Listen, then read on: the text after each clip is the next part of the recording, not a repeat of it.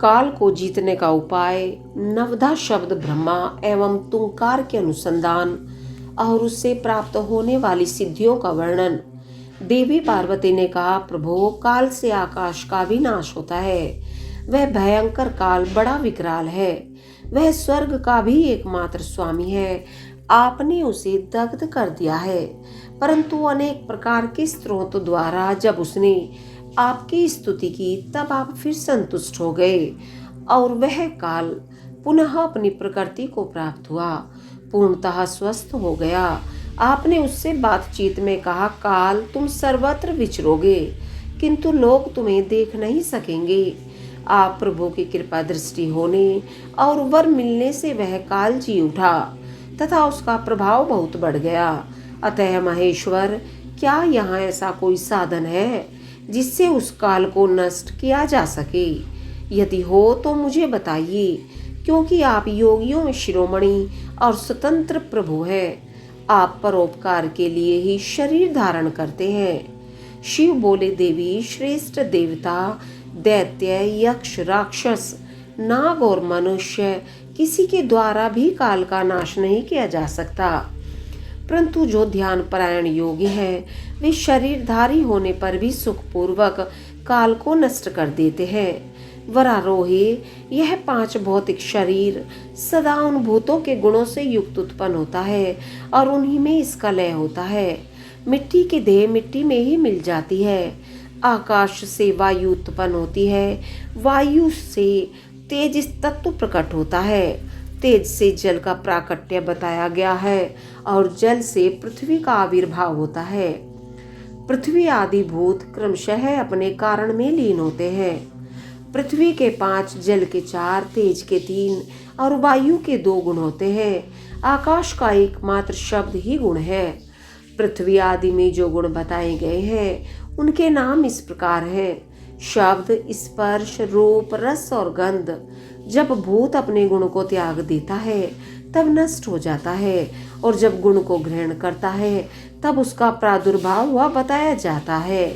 देवेश्वरी, इस प्रकार तुम 5 भूतों के यथार्थ स्वरूप को समझो। देवी, इस कारण काल को जीतने की इच्छा वाले योगी को चाहिए कि वह प्रतिदिन प्रयत्न पूर्वक अपने अपने काल में उसके अंशभूत गुणों का चिंतन करे। योगवेत्ता पुरुष को चाहिए कि सुखद आसन पर बैठकर विशुद्ध श्वास द्वारा योगाभ्यास करे। रात में जब सब लोग सो जाएं, उस समय दीपक बुझाकर अंधकार में योग धारण करे। तर्जनी अंगुली से दोनों कानों को बंद करके 2 घड़ी तक दबाए रखे। उस अवस्था में अग्नि प्रेरित शब्द सुनाई देता है। इससे संध्या के बाद का खाया हुआ अन्न क्षण भर में पच जाता है और संपूर्ण रोगों तथा ज्वर आदि बहुत से उपद्रवों का शीघ्र नाश कर देता है। जो साधक प्रतिदिन इसी प्रकार 2 घड़ी तक शब्द ब्रह्मा का साक्षात करता रहे, वह मृत्यु तथा काम को जीतकर इस जगत में स्वच्छंद विचरता है और सर्वज्ञ एवं समदर्शी होकर संपूर्ण सिद्धियों को प्राप्त कर लेता है। जैसे आकाश में वर्षा से युक्त बादल गरजता है, उसी प्रकार उस शब्द को सुनकर योगी तत्काल संसार बंधन से मुक्त हो जाता है।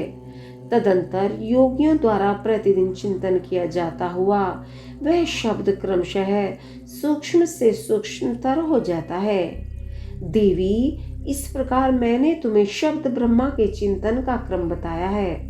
जैसे धान चाहने वाला पुरुष पुआल को छोड़ देता है, उसी तरह मोक्ष की इच्छा वाला योगी सारे बंधनों को त्याग देता है। इस शब्द ब्रह्मा को पाकर भी जो दूसरी वस्तु की अभिलाषा करते हैं, वे मुक्के से आकाश को मारते और भूख प्यास की कामना करते हैं। यह शब्द ब्रह्मा ही सुखद मोक्ष का कारण, बाहर भीतर के भेद से रहित, अविनाशी और समस्त उपाधियों से रहित पर ब्रह्मा है। इसे जानकर मनुष्य मुक्त हो जाते हैं। जो लोग कालपाश से मोहित हो शब्द ब्रह्मा को नहीं जानते, वे पापी और कुबुद्धि मनुष्य मौत के फंदे में फंसे रहते हैं। मनुष्य तभी तक संसार में जन्म लेते हैं जब तक सबके आश्रयभूत परम तत्व की प्राप्ति नहीं होती। परम तत्व का ज्ञान हो जाने पर मनुष्य जन्म मृत्यु के बंधन से मुक्त हो जाता है। निद्रा और आलस्य साधना का बहुत बड़ा विघ्न है। इस शत्रु को यत्न पूर्वक जीतकर सुखद आसन पर आसीन हो प्रतिदिन शब्द ब्रह्मा का अभ्यास करना चाहिए। 100 वर्ष की अवस्था वाला वृद्ध पुरुष आजीवन इसका अध्याय करे तो उसका शरीर रूपी स्तंभ मृत्यु को जीतने वाला हो जाता है और उसे प्राणवायु की शक्ति को बढ़ाने वाला आरोग्य प्राप्त होता है। वृद्ध पुरुष में भी ब्रह्मा के अभ्यास से होने वाले लाभ का विश्वास देखा जाता है। फिर तरुण मनुष्य को इस साधना से पूर्ण लाभ हो, इसके लिए तो कहना ही क्या है। यह शब्द ब्रह्मा न ओंकार है, न मंत्र है, न बीज है, न अक्षर है। यह अनाहत नाद बिना आघात के अथवा बिना बजाए ही प्रकट होने वाला शब्द है। इसका उच्चारण किए बिना ही चिंतन होता है। यह शब्द ब्रह्मा परम कल्याण में है। प्रिय शुद्ध बुद्धि वाले पुरुष यत्न पूर्वक निरंतर इसका अनुसंधान करते हैं। अतः 9 प्रकार के शब्द बताए गए हैं जिन्हें प्राणवेत्ता पुरुषों ने लक्षित किया है। मैं उन्हें प्रयत्न करके बता रहा हूँ। उन शब्दों को नाद सिद्धि भी कहते हैं। ये शब्द इस प्रकार हैं: घोष, कांस्य, झांझ आदि, श्रृंग, सिंगा आदि, घंटा, वीणा आदि, बांसुरी, दुंदुभी, शंख और नवा, मेघ गर्जन।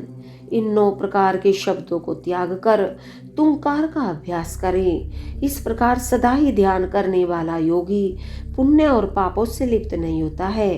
देवी योगाभ्यास के द्वारा सुनने का प्रयत्न करने पर भी जब योगी उन शब्दों को नहीं सुनता और अभ्यास करते करते मरणासन हो जाता है, तब भी वह दिन रात उस अभ्यास में ही लगा रहे। ऐसा करने से 7 दिनों में वह शब्द प्रकट होता है जो मृत्यु को जीतने वाला है। देवी वह शब्द 9 प्रकार का है, उसका मैं यथार्थ रूप से वर्णन करता हूँ। पहले तो घोषात्मक नाद प्रकट होता है जो आत्मशुद्धि का उत्कृष्ट साधन है। वह उत्तम नाद सब रोगों को हर लेने वाला तथा मन को वशीभूत करके अपनी ओर खींचने वाला है।